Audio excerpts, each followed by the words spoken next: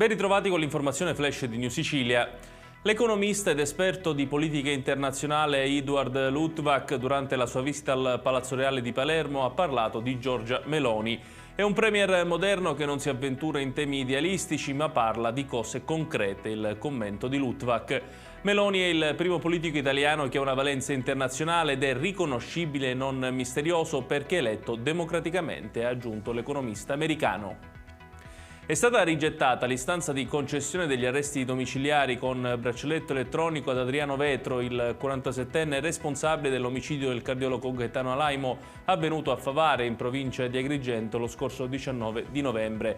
A stabilirlo sono stati i giudici del Tribunale del Riesame di Palermo. Santolucia, il legale del killer, aveva chiesto i domiciliari per via della confessione e dell'atteggiamento di collaborazione del suo assistito.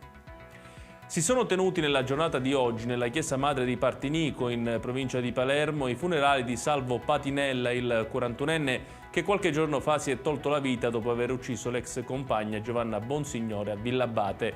Durante l'omelia l'arciprete Monsignor Salvatore Salvia ha commentato: «Nessuno si permetta di giudicare, non sappiamo qual è il mistero della mente umana».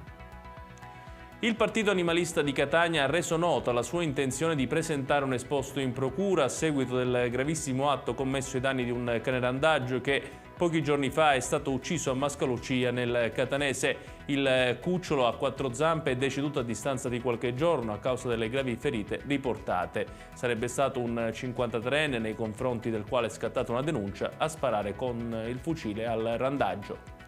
Ed è tutto per questa edizione, il prossimo appuntamento col TG Flash alle ore 20.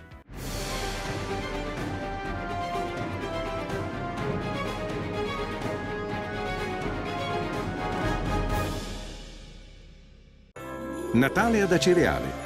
Dall'8 dicembre all'8 gennaio, nel centro storico, mercatini, circuito dei presepi d'arte, la casa di Babbo Natale, la pista di pattinaggio su ghiaccio, concerti musicali nelle chiese, laboratori, il trenino turistico natalizio, oltre a tante iniziative di solidarietà. Il 24 dicembre alle ore 20, Uzzukku, tradizionale accensione. L'amministrazione comunale augura buone feste.